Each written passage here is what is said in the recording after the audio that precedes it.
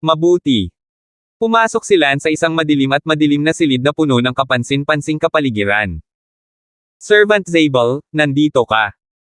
Isang boses ang nagmula sa loob ng silid, ngunit hindi alam kung nasaan ang taong iyon, medyo nakakatakot ito. Senior White Witch, may gusto akong ipakiusap sa iyo. Abala si Teddy. Sabihin mo. Ang taong ito ay sinabi niya na ang lungsod na ito ay tumutugma din siya sa ilang aspeto ng aking anak, gusto kong hilingin sa iyo na tulungan akong i-verify kung siya ang reincarnation ng aking anak, si Rendan. Abala si Teddy. Ang tinig sa kadiliman ay nagtanong, Servant Zabel, sigurado ka bang gusto mong i-verify? Dapat mong malaman na hindi ito nakabubuti para sa kanya. Huwag kang mag-alala, paprotektahan ko ang anak ko, please, isa lang ang anak ko. Well, matutulungan kita. Sa sumunod na segundo, isang matandang babae na may belo ang lumitaw sa harap ni Lance. Hindi alam ng matandang babae kung anong lahi siya, pero may 4 na mata at nakakatakot ang itsura. Si Teddy ay abala sa pagsasabing, huwag kang kabahan, Senior White Witch, ang kanyang 2 mata ay tumitingin sa buhay na ito at ang 2 pang mata ay tumitingin sa nakaraang buhay. Oh! Tinitigan ni White Witch si Lance nang nakamamatay ng halos 10 minuto. Palaging nararamdaman ni Lance na ang 2 sa kanyang mga mata ay parang mga mata ng isang patay na tao. Pagkaraan ng 10 minuto, sinabi ni White Witch, Servant Zabel, binabati kita, natukoy ko ng walang pag-aalinlangan na ang taong ito, sa kanyang nakaraang buhay, ay ang iyong anak na si Rendan. Ah, talaga. Talaga. Oh my God. Si Teddy at ang kanyang asawa ay umiiyak sa tuwa. Mapait na ngumiti si Lance sa loob. Sabi ni White Witch, Servant Zabel, walang patunay ang mga salita, may sinasabi ka ngayon sa dati mong buhay na kayong 2 lang ang nakakaalam, patunayan mo. Okay, noong 3 taong gulang ang anak kong si Rendan, anong regalo ko sa kanya sa birthday party niya? At sino ang nasa birthday party niya noon? Tanong ni Teddy. Tumingin si White Witch kay Lance at sinabing makalipas ang 10 minuto, sa kanyang 3 kaarawan, 2 lang ang dumalo sa kanyang birthday party, isa ay ikaw at ang isa ay ang kanyang sariling ina, ang kanyang sariling ina ay nagbigay sa kanya ng Amber Jade Pendant, at ikaw, binigyan siya ng isang pulse heiress na gawa sa walang kamatayang mga kristal. Aha! Umiyak si Teddy at tumango. Kailangan mo bang i-verify ulit? Hindi, totoo. 2 lang ang nakakaalam nito, patay na ang dati kong asawa, kaya ako lang ang nakakaalam sa mundo. Sue! Malakas na iyak ni Teddy, ibig sabihin ay ang larawan ni White Witch na nakita ang dating buhay ni Lance sa 3 taong gulang ay tumugma sa tunay na buhay. Servant Zabel, pagkatapos ay binabati kita. Senior White Witch, may paraan ba para mabawi ang alaala ng anak ko sa past life niya? I'm sorry, Squire Zabel, pero napakahirap kung hindi ako ang gagawa nito. Handa akong magbayad kahit anong halaga. Talaga. Talaga. Okay, ilabas mo na ang iba at mag-uusap tayong 2. Okay. Nag-walkout sina Lance at Mrs. Teddy. Ang madraste ni Teddy ay tumingin ng diretso kay Lance na may habag sa kanyang mga mata. Medyo nahihiya si Lance. Yung isa, haha. Tumawa si Lance, hindi alam ang sasabihin. Hindi alam ni Empress kung ano ang naalala niya, at medyo nawala ang mukha niya. Kilala siya ni Lance. Sa pag-iisip ng isang bagay, malamang na sumagi sa kanyang isip na sa kanyang nakaraang buhay, si Rendan, ay hindi siya tinatreto, hindi siya kinilala bilang isang ina, kaya paano kung mabawi niya ang kanyang mga alaala sa nakaraan, kaya siya ay medyo nawala sa loob. Napabuntong hininga si Lance sa kanyang puso, kung mabawi niya ang kanyang mga nakaraang alaala sa buhay, dapat niyang pretuhin ng mabuti ang babaeng ito, masyado siyang matigas ang ulo sa kanyang nakaraang buhay, ngunit iba ang buhay na ito, pagkatapos maranasan ang 2 buhay, alam ni Lance na ang babaeng ito ay talagang isang mabuting madrasta, na tunay na tinuring ang dating Rendan bilang kanyang sariling anak.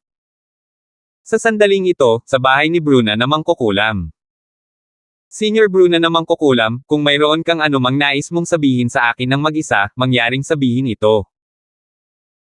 Lingkod Zabel, kung gusto mong tulungan ko ang iyong anak na mabawi ang kanyang mga alaala sa nakaraan, dapat kang sumang-ayon sa isang kondisyon. Sabihin mo. Napakaliwanag ng pulang ilaw ng iyong anak, tiyak na siya ay isang pambihirang tao sa hinaharap.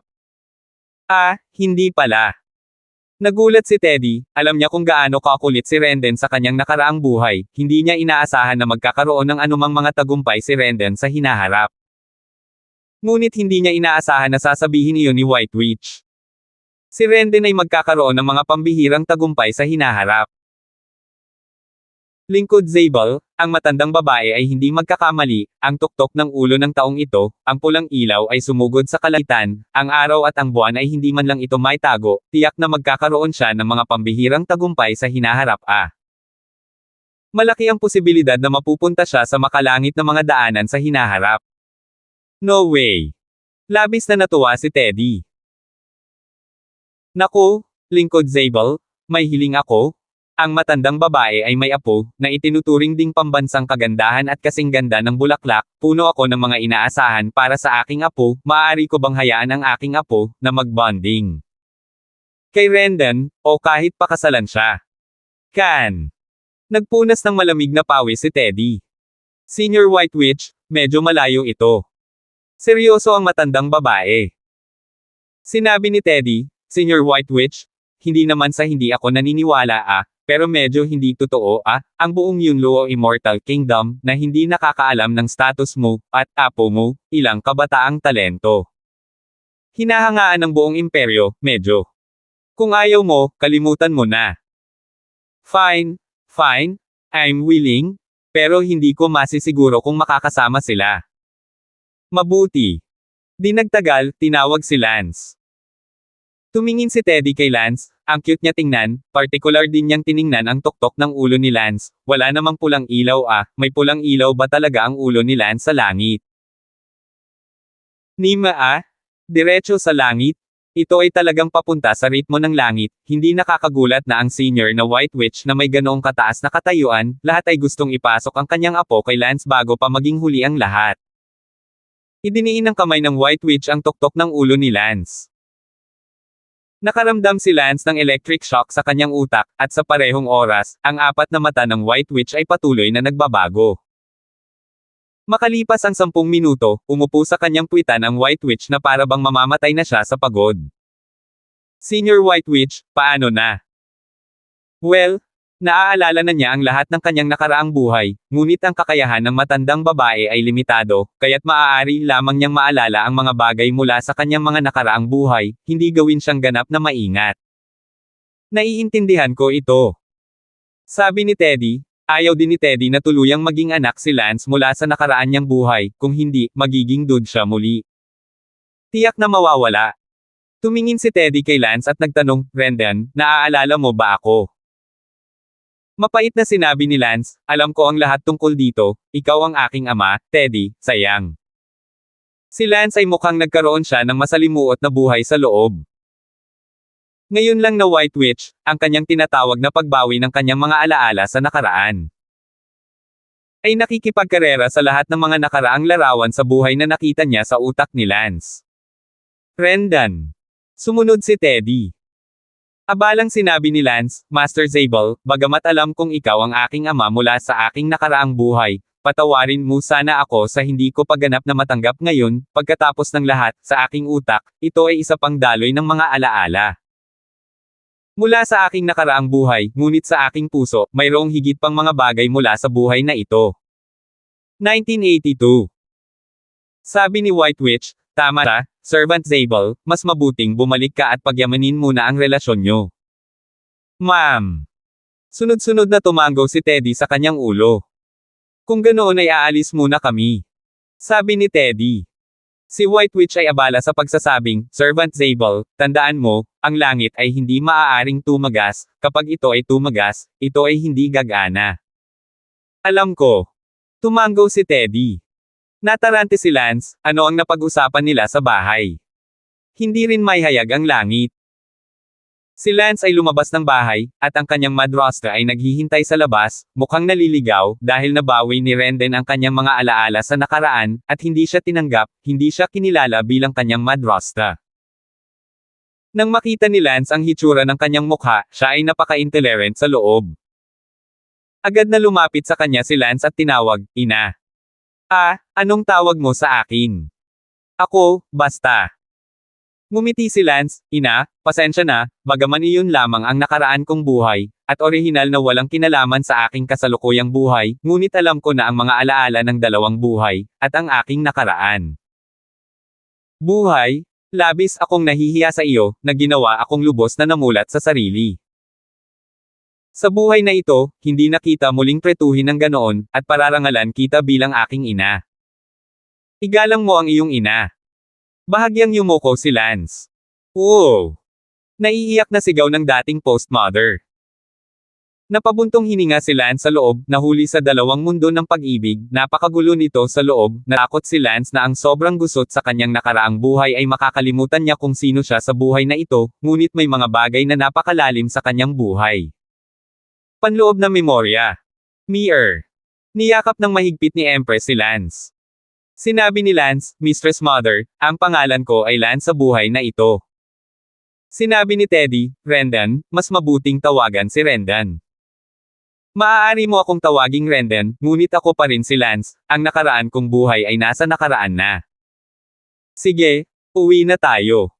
Manam. Lance at Mr. at Mrs. Teddy ay bumalik sa Zabel residence. Rendan, mula ngayon, ikaw at ang iyong mga kaibigan sa buhay na ito ay titira sa bahay. Sinabi ni Lance, Panginoon Ama, pag-usapan natin ito, mga kaibigan ko at maaaring hindi sila payag, tatalakayin ko ito sa kanila. Hindi kaagad pumayag si Lance dahil, bago sinabi ni Talia, lumayo sa kanila, kung sakaling pumunta si Lance sa landas ng walang pagbabalik sa hinaharap, kung gayon ay hindi ito makakasama ng kanyang mga kamag-anak. Noong gabing iyon, ang Zabel residence ay nagdaos ng isang napaka-engranding selebrasyon. Syempre, ang selebrasyon ngayon ay sa residence lamang, at sa isang araw, si Teddy ay mag-iimbite rin ng isang buong korte ng mga opisyal ng sibil at militar, upang magdiwang. Pagkatapos ng gabing ito, ang kwento tungkol sa paghahanap ni Teddy sa muling pagkakatawang tao ng kanyang dating anak ay malamang nakakalat sa buong lungsod. Siguradong magugulat ang mga makakarinig tungkol dito, pakiramdam na hindi pa namatay si Teddy ng matagal, kaya paano na? Dumating na ang reincarnation.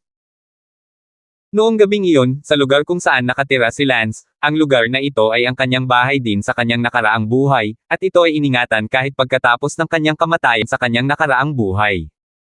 Lance, congratulations! Dapat kong sabihin kay Young Master Rendenla. Sinaman ako ng tingin ni Lance, huwag mo akong guluhin, hindi ko mapigilan.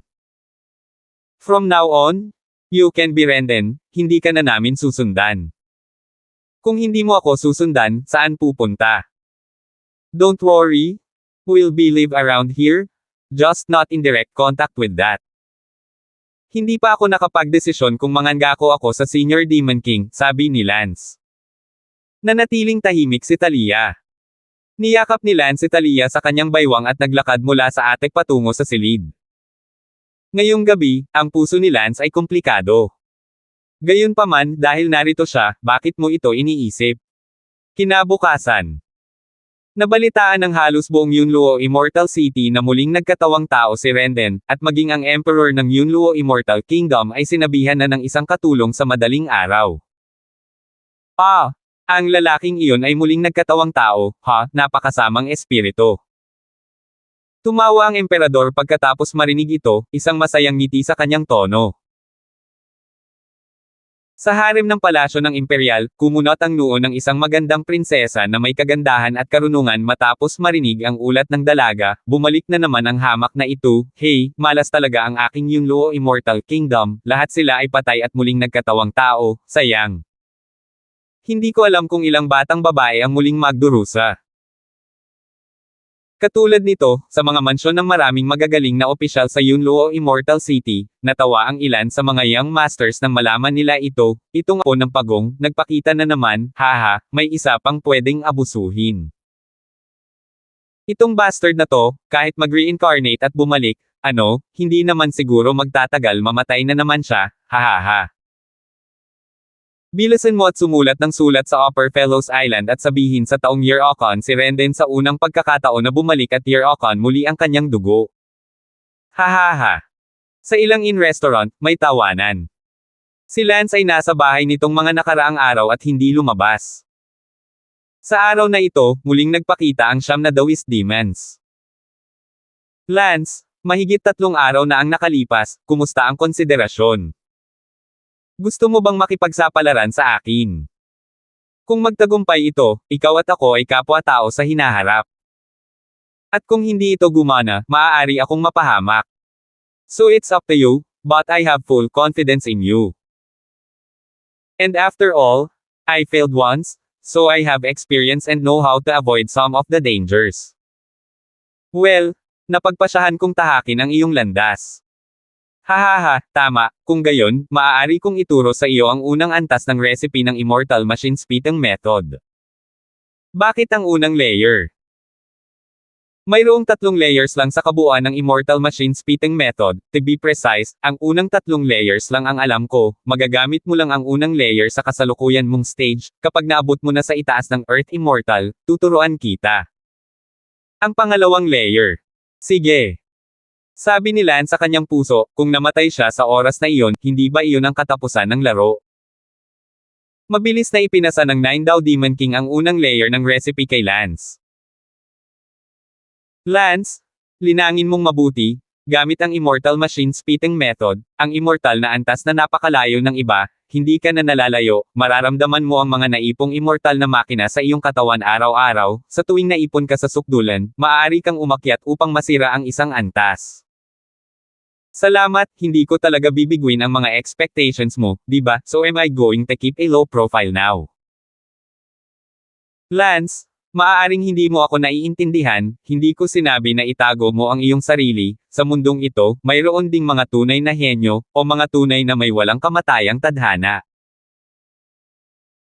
Ang ilang mga tao na may tunay na walang kamatayang tadhana, ang kanilang ang paglilinang ay hindi mas mabagal kaysa sa akin, ang kailangan mong gawin ngayon ay itago ang iyong sarili bilang isang sobrang henyo, huwag lamang ipaalam sa sinuman na ikaw ay lumalaki dahil sa Immortal Machine Spitting Method. Naiintindihan. Si Lance ay gumaan sa loob, kung hindi, hindi ito madaling malaman. Nagtanong ang 9 Dao Demon King, alam mo ba kung bakit ako tiwala sa iyo? Bakit? Dahil, ikaw ay isang henyo sa iyong sarili, kahit na wala kang Immortal Machine Spitting Method, maaari ka pa ring maabot ang isang mahusay na antas sa iyong talento. Ngayong natutunan mo na muli ang aking Immortal Machine Spitting Method, ikaw ay magiging higit pa sa isang henyo, na hindi ko maihahambing sa iyo, hindi ako magiging isang Dao Immortal kung wala ang Immortal Machine Spitting Method. Hindi ka henyo? Maaari kang maging isang Dao Immortal ng napakabilis, kaya hindi ba? Oo, tiyak na mas mabilis ka kaysa sa akin. Lance, ang iyong background ay inosente na ngayon, sa spirit world, sa palagay ko alam ng lahat na ikaw ay isang henyo, at ngayong nakarating ka na sa immortal world, ito ay logical na ikaw ay patuloy na maging isang henyo. Ako naman, orihinal na isang ordinaryong tao, at pagkatapos ay isang araw bigla akong sumabog, na nakakuha ng atensyon, habang ikaw, ay hindi, dahil ikaw ay isang henyo sa simula. 1983. Salamat. Just try your best from now on. You just have to make everyone think, from the start, that you're a super genius, then the chances of you being suspected is greatly reduced. Mabuti. Pagkatapos noon, nawala ang 9 Dawis Demons, Immortal Thoughts. Nagpahinga ng husto si Lance sa loob, lumabas na hindi ito kasing delikado gaya ng naisip niya, bago tila sinadya ng 9 Dawis Demon King si Lance, pati na rin hindi ito nilinaw. Si Lance ay nasa bahay, gamit ang Immortal Machine Spitting Method habang tahimik na naiintindihan. Sa katunayan, ang tahimik na pag-unawa ay halos walang silbi, dahil ang pagkakaroon ng sapat na Immortal Machines, ang tahimik na pag-unawa ay katumbas din ng pag-aaksaya ng oras, at ang tahimik na pag-unawa ay isang paraan din para mangolekta ng Immortal Machines. Sa isang iglap, kalahating buwan na ang lumipas. Siyempre, ang kalahating buwan ay hindi makikita ang epekto, pagkatapos ng lahat, ito ay isang immortal na kaharian, hindi immortal na paglilinang. Pagkatapos ng kalahating buwang pag-aaral, nagkaroon din si Lance ng mas malalim na unawa sa Immortal Machine Spitting Method. Mula nang matutunan ang Immortal Machine Spitting Method, naramdaman ni Lance na mayroong malabong konsepto sa kanyang utak, isang konsepto na walang data, ngunit malinaw nitong naipapakita ang numerical na halaga. 0.3. Nagsalubong ang mga kilay ni Lance, ang kalahating buwang pagdura ni Lance, ang naipong immortal machines ng kanyang katawan, ay umabot sa figure na 0.3. Nadama ni Lance na hanggat ang immortal machine ay naipon sa 100, siya ay makakapasok sa pre-human immortal na kalahating punto. 0.3 na lang mama, mag-iipon na yan ng 100, kailan ko makukuha, hehe, pero, at least si A-Hope. Ngumiti si Lance at lumabas ng kwarto. Young Master, isang sulat para sa iyo. Iniabot ng isang katulong ang isang sulat. Ah, ang sulat ko. Si Lance ay abala sa pagbukas nito. Lance, hindi na kami titira sa bahay mo, bumalik na kami para tumira sa bahay na binili mo dati, kung may kailangan ka, puntahan mo lang kami. Iniwan ni Talia ang sulat. Nanlumo si Lance, talagang tinatrato mo ang lugar na ito bilang aking tahanan. Noong una ay gusto ni Lance na pumunta at tawagan sila pabalik, ngunit pagkatapos pag-isipan ito, si Lance ay hindi pa nakakakuha ng matatag na posisyon dito, kaya hinayaan niya silang manirahan doon sa ngayon. Sa ngayon, sa Yunluo Immortal Kingdom Palace, ang tirahan ni White Witch. Lola, sigurado ka bang hindi ka nagsasalita ng kalokohan? Emma, hindi talaga nagsasalita ng walang kaparerekan ang lola sa iyo, dapat ka na ngayong mabilis na pumunta at magkaroon ng higit na pakikipag-ugnayan sa reincarnation ni Rendon, at kung magagawa mo, pakasalan mo siya sa lalong madaling panahon. Lola, ano pong nangyayari sa inyo? Wala po kayong lagnat di ba? Emma, kung ano ang sanhi nito, hindi ko masabi sa iyo, ngunit kailangan mong makinig kay Lola, kung huli ka pumunta, natatakot ako na wala na sa iyo. Lola, nalilito ka talaga? Sige, alis muna ako, hinihintay ako ni Prinsipe Yuno.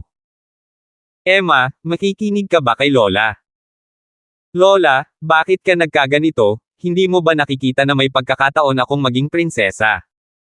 Ayaw mo ba akong magsaya? Ngayon ay may crush si Prinsipe Yuno sa akin, at pupunta ka. Para makipag-ugnayan sa isang pervert na dinungisan ng libu-libong mabubuting dalaga. Nasisiraan ka na ba ng bait? Kahit isang solong buhok ni Prince Yuno ay mas mabuti pa sa pervert na iyon, kaya aalis na ako. Og! Bamantong hininga si Bruna na mangkukulam at pinagmasdan ang kanyang apo na papalayo. Sa loob-loob, sinabi ng puting mangkukulam, pwede ba, mali talaga ako. Nag-isip, sana hindi ako nagkamali. Ang batang babae, na tinatawag na Emma, ay dumating sa isang pavilion sa isang lugar sa palasyo, isang pavilion na may kakaibang tanawin, at ngayon ay isang lalaking nakasatin ang naghihintay sa pavilion na iyon. You know ikaw. Emma, andito ka pala, bakit ang tagal mo? Don't say that. Nakaka-depress, parang nadungisan ako. Ano, nadungisan? Who dares? Sigaw ni Prince Yuno. Not really tainted, but my Lola, who told me to get in touch with that pervert reincarnation more, and to be nice to him. Peripatetic. Hindi baliw ang lola mo. I think so, too. Well, Rendon, huwag kang mag-alala, balang araw ipapakita ko sa kanya kung ano ako. Balang araw anong araw iyon? Hindi ngayon. Fine. Pupunta tayo sa Zabel Residence ngayon at makilala ang Rendon reincarnation na iyon, gusto kong makita kung bakit siya inirerekomenda ng lola mo, at kapag natalo ko siya sa isang aso, kakalagkarin ko siya sa harap ng lola mo. At tingnan kung ano pa ang sasabihin niya. Good. Prince Yunong is awesome. Ang manliligaw na iyon ay abala sa pagpalakpak ng kanyang mga kamay. Pagkatapos, galit na umalis si Yuno sa palasyo at dumiretso sa tirahan ng Zabel. Bang! Yun sinipa mo ang pinto ng tirahan ng Zabel. Rendon, umalis ka na dito. Prince Yuno, anong nangyari? Nataranta ang mayordomo. Umalis ka rito. Sinampal ni Prince Yuno, at kahit na madaling makaiwas ang Katie wala na iyon, hindi siya nang ahas, dahil siya ang prinsipe. Rendon, mamatay ka. Sigaw ni Yuno. Sa oras na ito, lumabas si Teddy at ngumiti, kaya ito ang kataas-taasang prinsipe hindi ko alam kung ano ang ginagawa ng palasyo ng prinsipe para pumunta sa aking tirahan sa Zabel. Ngumuso si hayaan mong lumabas si Rendan. Si ay nasa harap ni Teddy, hindi siya naglakas loob na umakyat at sipain siya, dahil siya ay isang first-grade minister ng Yunlu o Immortal Kingdom, kahit na siya ay isang prinsipe, ngunit ang mga first-grade minister ay napakalakas din. Ang pangunahing bagay ay, kung ang isang prinsipe ay maaaring suntukin at sipain ang isang first-grade minister, kung gayon sino pa ang magtatrabaho para sa Immortal Kingdom, kaya kung alam ng emperador, tiyak na hindi niya ito susuportahan.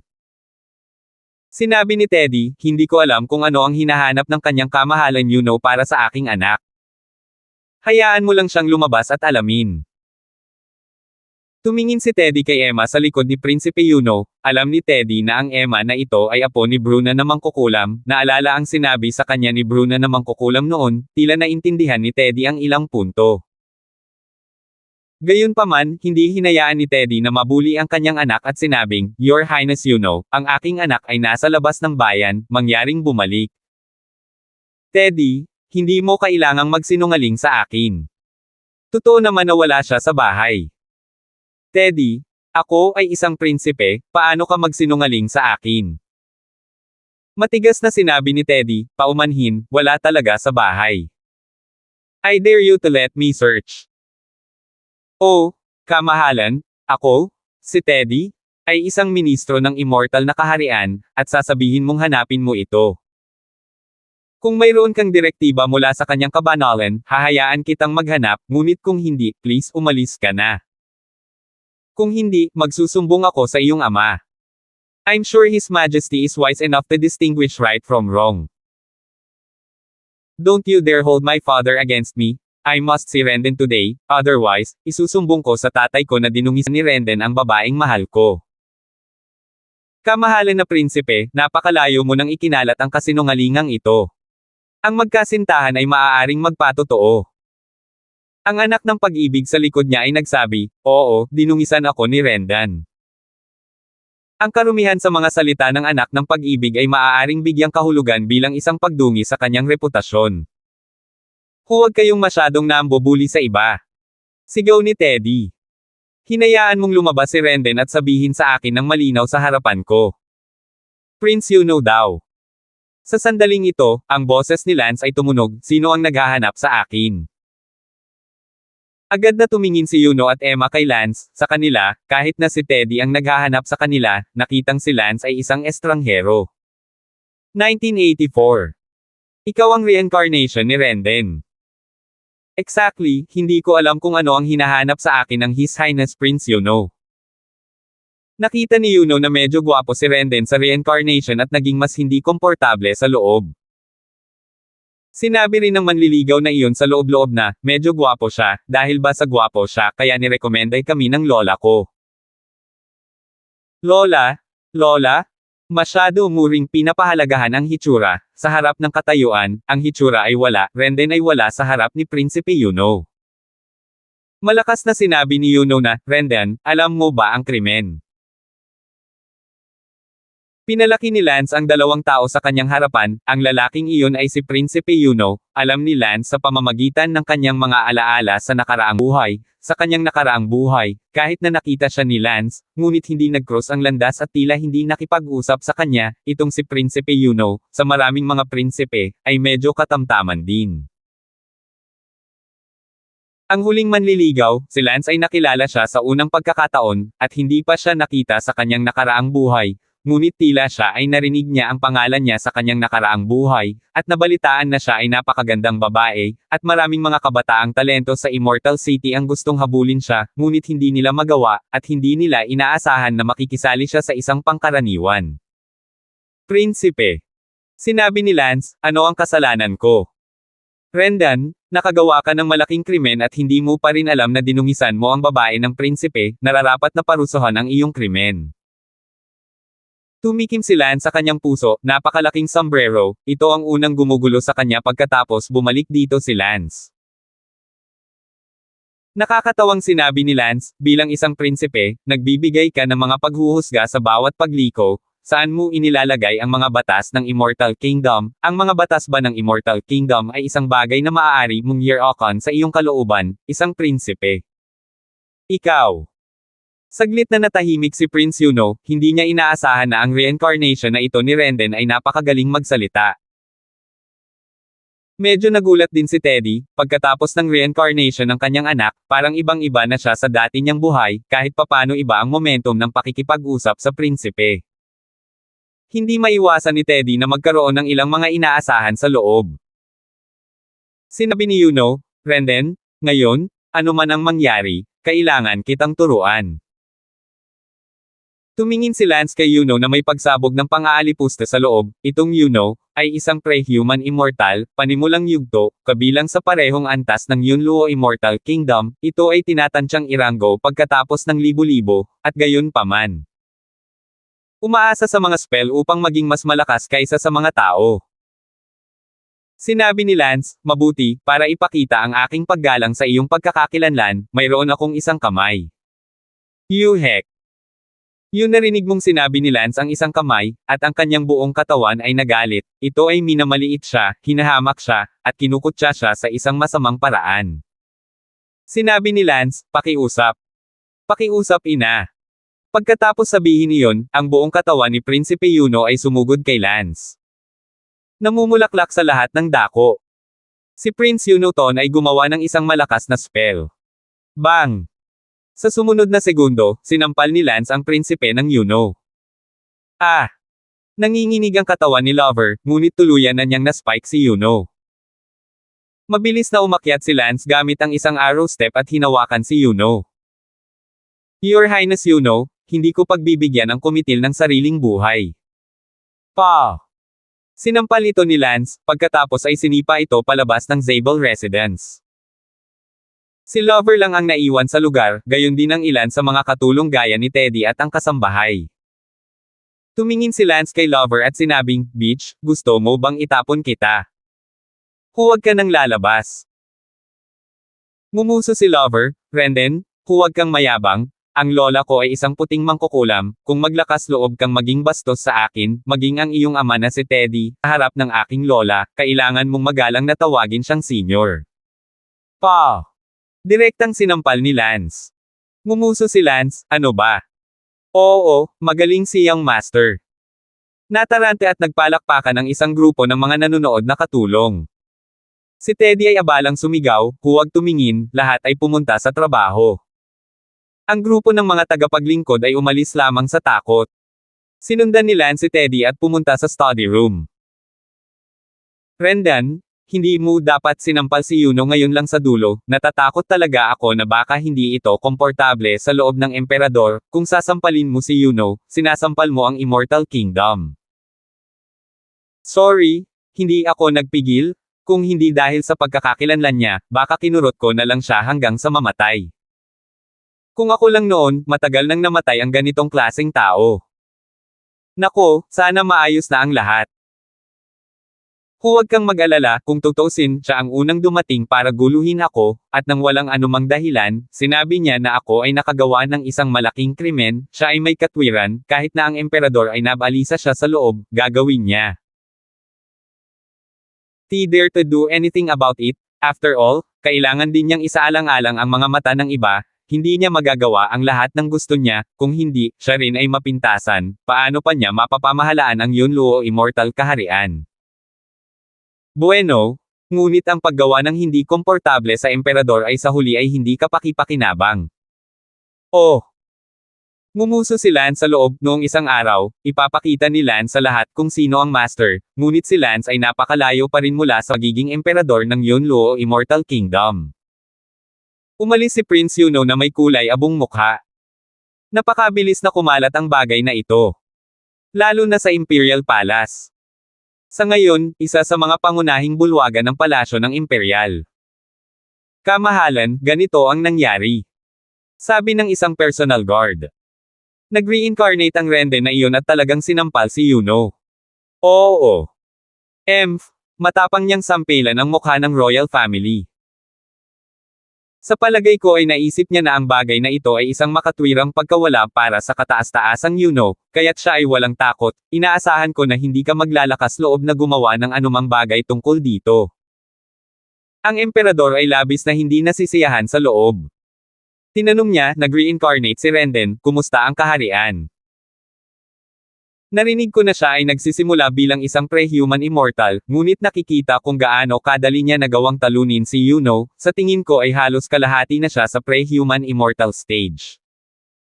Siya ay nakasandal sa malakas laban sa mahina. Hinampis ng emperador ang mesa at sinabi. Sino bang may sabing hindi, pero ano ang masasabi mo kung ang kanyang kamahalan Yuno mismo ang pumupunta sa iyong pintuan? Bumalik ka mamaya at ayusin ang isang mas malakas na prinsipe na makakalaban sa reincarnation ni Renden upang maibalik ang mukha na ito. Oo, kabanalan, kung gayon, paano ang pag-aayos kay Yuncheng? Cloud City. Not bad? Naabot na niya ang pre-human immortal halfway point, at, sa halfway point, isa siya sa pinakamalakas, kaya ayusin mo na magkaroon sila ng ilang salungatan, at pagdating ng panahon, ituro mo yan. Isang malalim na aral ang muling pagkakatawang tao ni Rendan. Tandaan, walang bakas ng pag-aayos, kung hindi, gagawa ka ng katatawanan. Huwag kang mag-alala. Sa White Witch. Nang mabalitaan ni Bruna na mangkukulam ang pangyayari, tinawagan niya pabalik ang kanyang apo. O love, paano mo magagawa iyan, kahit na hindi ka makipag-ugnayan sa reincarnation ni Renden, hindi ka makakasama sa kanya.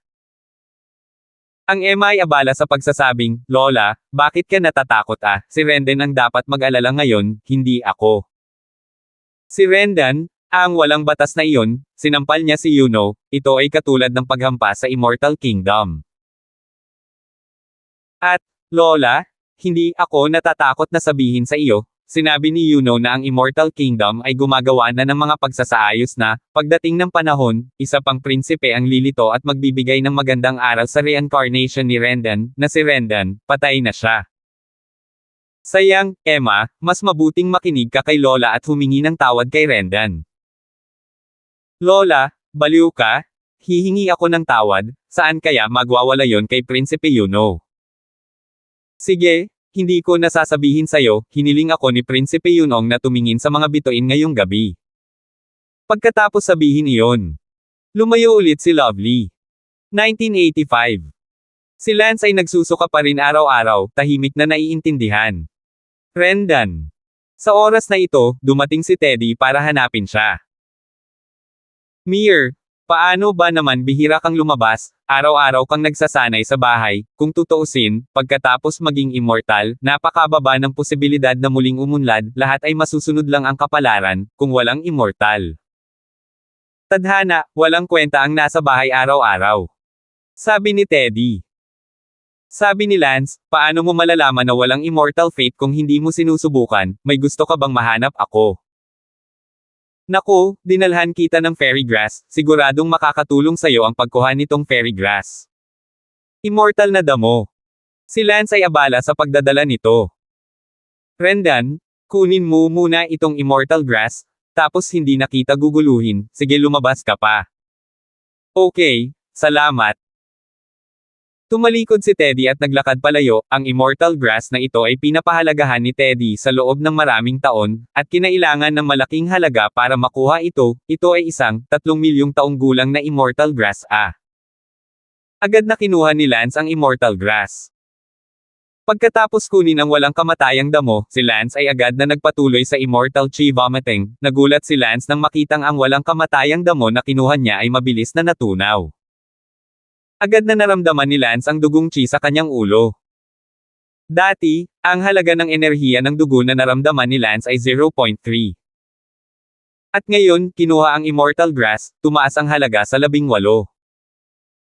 Wow! Ito ay nadagdagan ng husto, tila ang pagkuha ng immortal grass, pati na rin ang iba't ibang mga henyo at kayamanan, ay maaaring magpapataas ng immortal chi.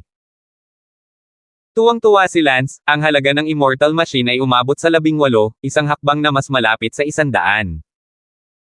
Si Lance ay hindi pa lumalabas, at ang prinsipe na iyon, si Yuncheng, ay hindi nakahanap ng pagkakataon na kontrahin si Lance, na naging dahilan upang malungkot si Yuncheng. konsiderasyon, gusto sana niyang dumiretso sa pintuan ni Lance at talunin siya. Sa sandaling ito, sinabi ni Lance sa loob-loob, ang Immortal Grass na iyon ngayon lang, pagkatapos kong kunin ito, ang halaga ng Immortal Machine ay tumaas ng 18, gayunpaman, ang gradong ito ng Immortal Grass ay hindi ganoon kadaling makuha. Kaya, kung kukuha ako isang napakababang grade na Immortal Grass, maaari ko rin bang dagdagan ang aking Immortal Machines? Kahit na dagdagan mo ito ng 0.1, mas marami kang makakaipon. Upang ma-verify ito, tumpak na pumunta si Lance sa Immortal Pill Workshop at bumili ng ilang mababang grade na Immortal Grass. Ang mababang uri ng immortal na damo ay walang silbi sa mga ordinaryong tao, ngunit maaaring maipan ito ni Lance, at gaano man kaliit ang laman ng lamok, maaari itong maipan na mas mabigat kaysa sa isang elepante.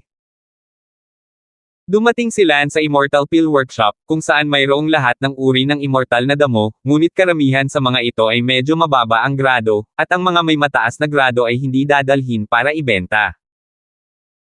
Tulungan mo akong makakuha ng 10,000 immortal na damo na gumagana sa loob ng 300 taon, magagawa ng anumang uri. Bumili ka ng marami? Okay, sandali. Hindi nagtagal, dumating ang 10,000 immortal grasses. Kinuha ni Lance ang mga walang kamatayang damo at naghanda na umuwi para kunin ang mga ito, kaya lang, kung kumain siya ng napakaraming walang kamatayang damo, kailangang maging baka si Lance, at damo lang ang kinakain ng mga baka. Kalalabas lang ni Lance sa Immortal Pill Workshop nang makilala niya ang isang lalaki, si Prince Yuncheng. Sa katunayan, si Yuncheng ay matagal nang nanunood kay Lance, si Lance ay umalis ng bahay na may matinding kahirapan, talagang gusto niyang samantalahin ang pagkakataon na magkaroon ng ilang mga salungatan kay Lance. Sinadya ni Yuncheng na magpanggap na hindi niya kilala si Lance, at nang pumasok siya sa Immortal Pill Place, bumangga ang kanyang mga balikat kay Lance. Hindi inaasahan ni Lance na makakabangga siya, kaya nagsalubong ang kanyang mga kilay. Naglalakad na walang mata. Sinadya siyang sinigawan ni Yuncheng, na parang hindi niya alam na si Lance ay isang reincarnation ni Rendan. Nagalit si Lance, ngunit nakilala ni Lance ang lalaki bilang Prinsipe Yuncheng sa susunod na sandali. Natarante si Lance, nagkataon lang ba talaga ito? O sadyang tinangka ng Prinsipe ng Cloud City na bumangga sa akin sa pagtatangkang galitin ako? Para ma-verify kung sinadya, Don. Sinabi ni Lance, paumanhin, ako ang hindi nakakita nito, ngunit ibig sabihin. Sinadya ni Lance na humingi ng paumanhin sa kanya, kung hindi ito nagkataon, kung gayon ay ginugulo pa rin niya siya, dahil ang pag-uusig ay ang tanging paraan upang magkaroon ng salungatan kay Lance. Will an apology suffice? You walk without dog eyes and bump into my prince, do you want to leave it like that? Ngumuso si Lance, ako ang reincarnation ni Renden, huwag kang magkunwaring hindi mo ako kilala, sabihin mo, kamahalan, Yuncheng, ano ang gusto mo? Nagulat si Yuncheng, ngunit talagang nakilala siya ni Lance. Renden? Okay? Kung gayon? Hindi nakita guguluhin? Tinamaan mo ang aking maharlikang mukha, ipinangako kong hindi titigil sa bagay na ito, ngayon kailangan kitang hanapin para ayusin ang score. Sinabi ni Lance, talaga. Tinatanggap ko iyon. Naghahanap ng kamatayan. Pagkatapos sabihin iyon, si Yan Chengten ay nagmamadaling umakyat, isang malakas na spell gamit ang dalawang kamay, si Lance ay naklamp ng isang pares ng malalaking kamay. Nakaramdam ng kaunting pressure si Lance, bagamat ang Yuncheng na ito ay isa ring early stage na human immortal, naabot na niya ang kalahati, habang nagsisimula pa lang si Lance. Tahimik na pinaandar ng katawan ni Lance ang silence technique, gamit ang spell na tinatawag na earth opening mula sa silence technique. Boom! Tila nag-vibrate ang katawan ni Lance, na para bang may naganap na lindol. Kaagad, ang Cloud City ay pinatalbog ni Lance. Sa pagtalbog nito sa Cloud City, sumabog si Lance sa isang malakas na hampas ng palad. Bang! Lumipad palabas si Yuncheng sa kalye. Napakaraming tao sa kalye, lahat sila ay tumingin at nakakita ng isang lalaki sa lupa sa napakahirap na kalagayan, marami sa kanila ay hindi nakilala si Yuncheng sa ngayon. Bumangon si Prinsipe Yuncheng mula sa lupa, labis na nabigla. Sa oras na ito, sumigaw ang isang tao sa kalye, oo, si Prinsipe Yuncheng. Matapos makilala ng isang tao, nag-uusap ang buong lugar. Isang prinsipe na napadpad sa kalsada sa sobrang gulo, sino siya? Napatingin ang lahat sa entrance ng Immortal Pill Place, at nakita ko ang isang gwapong binata na nakatayo doon. Sus, hindi ba medyo malakas si Prinsipe Yuncheng sa maraming prinsipe? Bakit ito magiging mahina? Who's that guy? Isang hampas ng palad ang lumipad sa Cloud City Prince, Thirst. Lahat ay nakaturo. Sa sandaling ito, nakaramdam ng kahihiyan si Prinsipe Yuncheng at tumingin kay Lance na puno ng galit. Umatras si Lance at sinabing, Your Highness, Cloud City, labis akong nasaktan, Palm.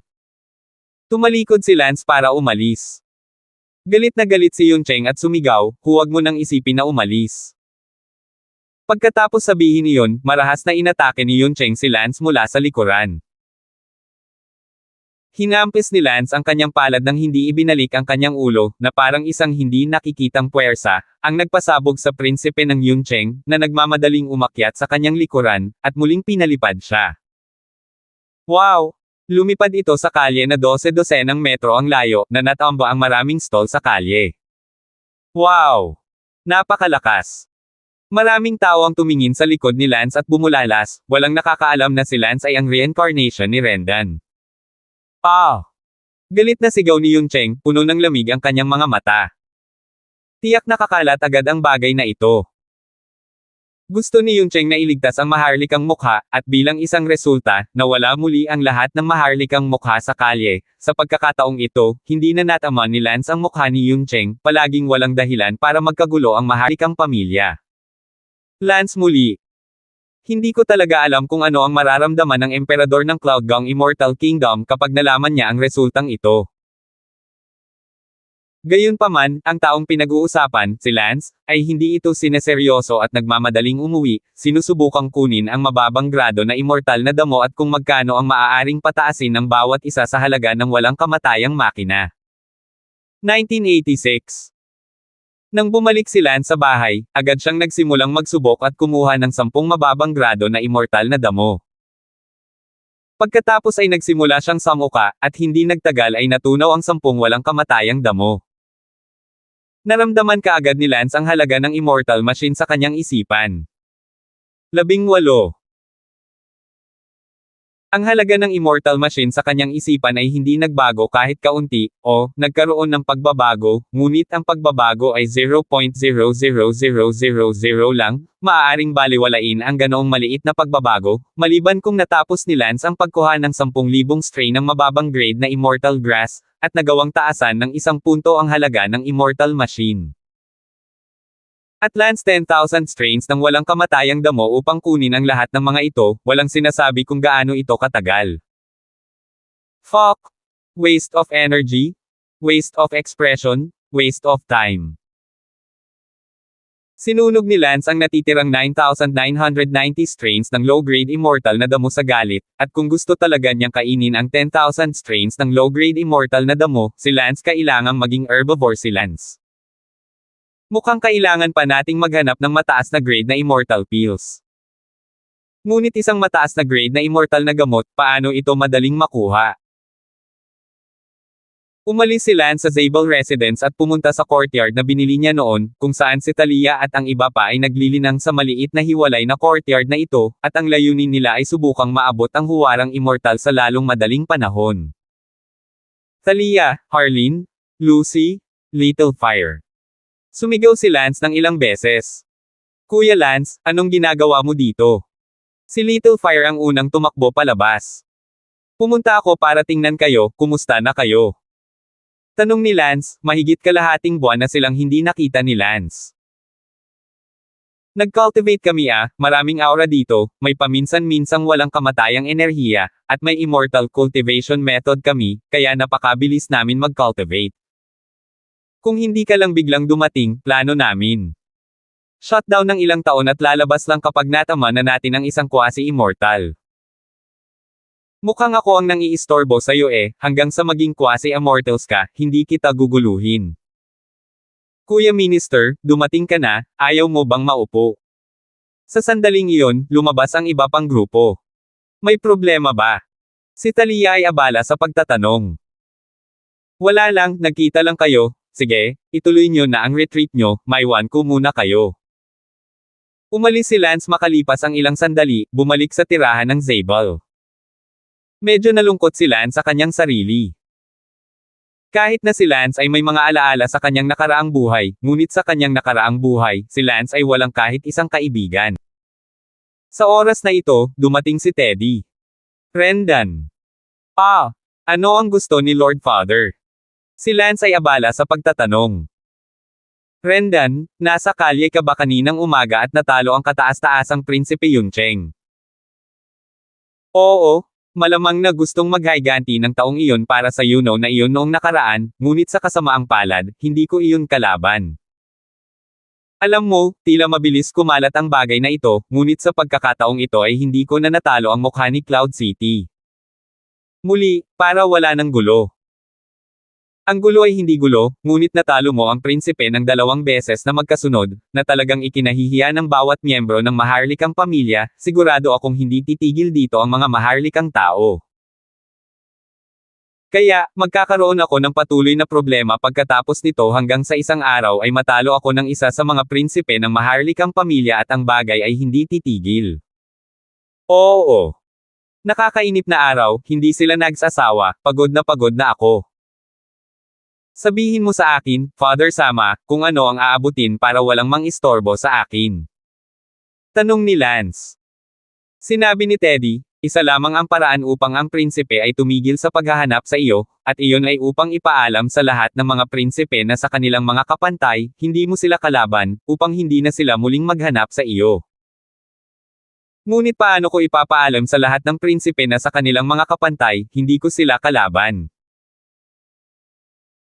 Ang Yunluo Immortal Country ay may listahan ng henyo, kaya kung hahamunin mo ang isang tao sa listahan ng henyo, isasama ka sa listahan ng henyo, at kapag nalaman ito ng mga prinsipe na hindi sapat ang kapangyarihan, natural na hindi sila mangangahas. Para hanapin ka. May katuturan. Brendan, may isa pang bagay na hindi ko sigurado kung interesado kang malaman. Pakisabi. Ang sinumang makapasok sa nangungunang 3 sa listahan ng henyo ay magkakaroon ng pagkakataong makapanayam si Prinsesa Meghan para sa kanyang pinili, at kapag sila ay napili bilang manugang ni Prinsesa Meghan, makakatanggap sila ng hindi bababa sa 10,100 milyong taong gulang na walang kamatayan. Damo bilang dot. 100 milyong taong immortal na damo. Pupunta ako. Nagulat si Lance. Oo, kaya kung gusto mong makuha, dapat isa ka sa top 10 sa Genius List, para magkaroon ka ng pagkakataong mapili ni Prinsesa Meghan. Naiintindihan. Matako si Lance, kung nakakuha si Lance ng 10,100 milyong taong gulang na immortal na damo, natatakot ako na maaaring tumama si Lance sa huling yugto ng Human Immortal.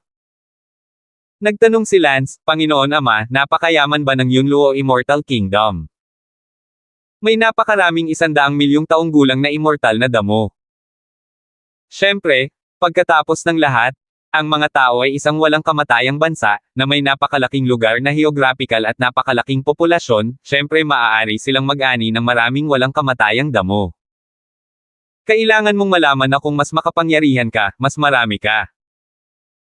Sa panahon ngayon, halos mahirap para sa isang immortal na itaas ang kanilang immortal na ranggo at umasa sa kanilang sariling paglilinang, kaya dapat silang umasa sa pagkain ng immortal na grass. Kung mas maraming immortal na damo ang kinakain ng isang tao, mas maraming immortal na pagkakataon ang maiipon ng isang tao, at mas malaki ang posibilidad na maging isang mataas na ranggo na immortal. Maliban doon, wala nang ibang paraan. Oh! Siyempre, hindi lahat ng kumakain ng immortal grass ay nakakapag-improve, walang immortal fate, at kung wala kang immortal fate, kahit gaano pa karami ang kainin mo, sayang iyon. Pero bagay ang immortal fate. Na walang nakakaalam kung mayroon sila o wala, at kahit na wala talaga, kung makuha ng mga tao ang immortal grass, kakainin pa rin nila ito. Totoo yan. Brendan, ang aking ama ay isang opisyal lamang sa unang baitang ng Yunluo Immortal Kingdom, ang immortal na damo na maaari niyang makuha ay talagang limitado, at ang 3 milyong taong gulang na immortal na damo na dinala ko sa iyo noong nakaraan ay malaki na. Pag-aaksaya ng pagsisikap para makuha ng aking ama.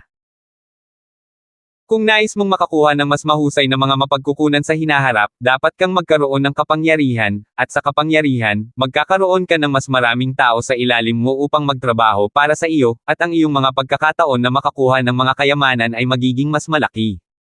Naiintindihan. May isang magandang pagkakataon ngayon, kung maaari kang maging isang tao ni Prinsesa Meghan, magkakaroon ka ng higit na kapangyarihan kaysa sa akin, at gayon din, maaari kang makakuha ng 10,100 milyong taong immortal na damo.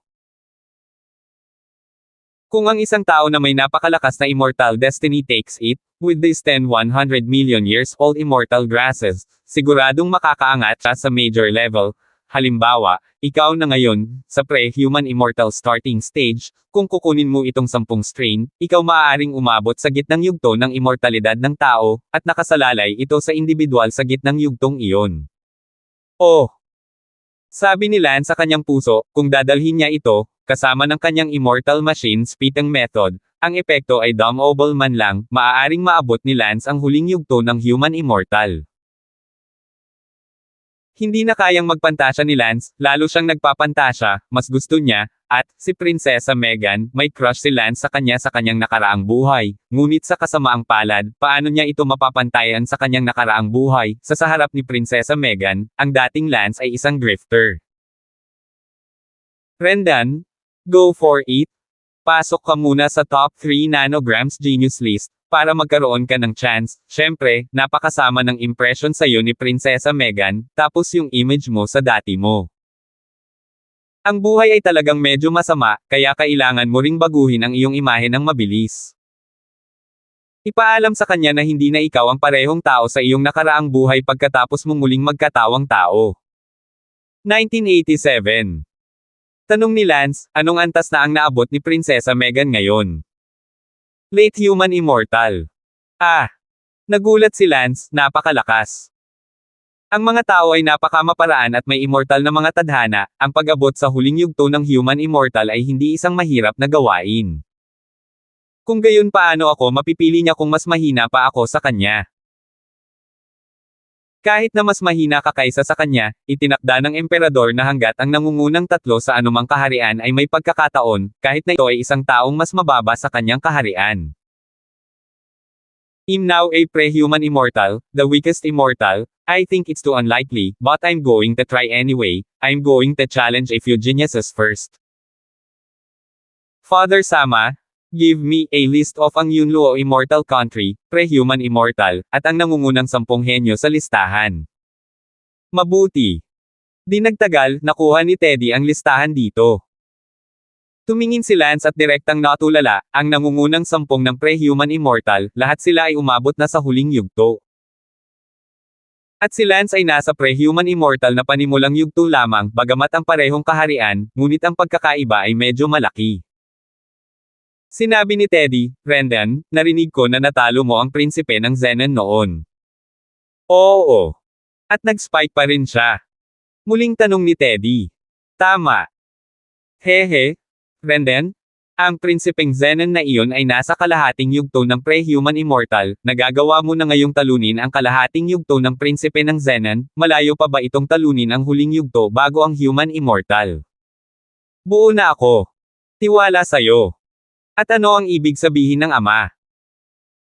Rendan, hindi ka pa makakapanalo sa top 10 pre-human immortals, buti na lang at talunin mo ang mga unang umabot sa kalahating punto at palitan ang kanilang ranking, pagkatapos nito, maaari kang sumulong ng hakbang-hakbang. Ngunit kailan pipiliin ni Prinsesa Meghan ang kanyang manugang? Hindi ganoon kabilis, hindi bababa sa 50 taon. 50 taon na ang lumipas akala ko magsisimula na agad, ayos lang. Tiningnan muli ni Lance ang listahan ng henyo bago ang human immortal, ang nasa ika-16 na pwesto ay ang nakarating sa kalahating punto, ang pre-human immortal na kaharian, at nasa kalagitnaan na ng cultivation. Luhunan. Tumingin si Lance sa listahan ng panlabing-anim na lugar. Sinabi ni Teddy, si Luhunan, na pinakamalakas sa lahat ng mga tao na nakarating sa kalagitnaan ng pre-celestial stage, ay may lakas na palakasin ang prinsipe ng Zenon. Rendan, may tiwala ka ba? Hindi ba tama na hamanin mo siya, kung sakaling hindi ka manalo? Ayos lang, may tiwala ako na kaya kong i-spike ang prinsipe ng Zenan, at naniniwala akong kaya kong talunin itong Orlan. Mabuti. Si Teddy ay puno ng pananabik, kung si Renden ay makakapasok sa ika-16 na pwesto sa Pre-Human Immortal Genius List, siya rin ay magiging walang hanggan na maluwalhati at labis na ipinagmamalaki. Sinabi ni Lance, Panginoon Ama, pagkatapos ay tulungan mo akong bumaba sa labanan at hilingin kay Orlan na labanan ako, ng hayagan. Good. I'm going. Tumalikod si Teddy at umalis. Hindi nagtagal, naisulat ang challenge book at nagpadala si Teddy ng isang tao sa bahay ni Orlan. Ang ama ni Orlan ay isa ring opisyal sa unang baitang ng Yunluo Immortal Kingdom. Noong nakaraan, ang ama ni Orlan ay halos hindi kapareho ng posisyon ni Teddy at ng iba pa, bagaman pareho silang mga opisyal sa unang baitang, hindi sila nasa parehong posisyon dahil magkaiba ang kanilang mga anak. Noong nakaraan, si Teddy, sa lahat ng mga opisyal sa unang baitang, ang kanyang katayuan ang pinakamababang kategorya. Sa tanghali kinabukasan, nakatanggap si Orlan ng liham ng hamon mula kay Lance. Bang! Ang ama ni Orlan, si Hudanian, nang makita ang muling pagkakatawang tao na anak ni Teddy, ay naglakas loob na pumili ng labanan ng kanyang anak, na biglang nagalit, na parang nainsulto. Sa loob ng 3 araw, gaganapin ang Immortal Kingdom Tournament para matukoy ang mananalo. Rendan. Tiningnan ni Luho na ng sulat ni Lance, ang kanyang mukha ay puno ng mga ugat. Grasyu, anong klaseng bagay ka para maglakas loob na maglabas ng hamon sa akin? Tinadyakan ni Orlan ang sulat sa lupa sa galit. Napakasama ng imahe ni Teddy na labis na nakakainsulto na hamanin ng ganoong tao, kahit na iyon ang naisip ni Hunanbo. Malaki ang tiwala ni Teddy kay Lance, kaya nagpadala rin si Teddy ng mga tao, upang ipalaganap ang bagay na ito ng malawakan, siguraduhing ipaalam ito sa buong lungsod. Ang mga katulong ng Zabel Residence, na nasa iba't ibang restaurant at iba pang pampublikong lugar sa buong araw para ipakalat ang bagay na ito, ay napakasaya na ipagkalat ito, pagkatapos ng lahat, si Lance ang kanilang young master. Sa palasyo ng Imperial. Ang iyong kabanalan. Ano ang problema? Medyo masama ang pakiramdam ng emperador ng Yunluo Immortal Kingdom, dahil kahapon, ang prinsipe niyang iyon na nagngangalang Yuncheng, ay binugbog muli ni Lance sa kalye, 2 magkasunod na anak na lalaki ay binugbog ni Lance, nasaan ang mukha ng maharlikang pamilyang ito, kung alam niya na si Lance, isang basura, ay napakalakas, sana ay nagpadala siya ng henyong prinsipe sa simula pa lang. Sinabi ng emperador, bakit sa tingin mo ay napakalakas ng reincarnated na si Renden? Kahit ako, si Yuncheng, ay hindi siya kayang talunin, ang anak kong si Yuncheng ay hindi isang ganap na henyo, ngunit siya ay itinuturing pa rin na nasa gitna.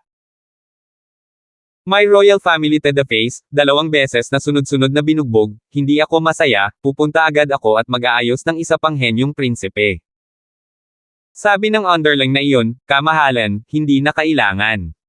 Why is it unnecessary? Magtitiis na lang ba ako dito?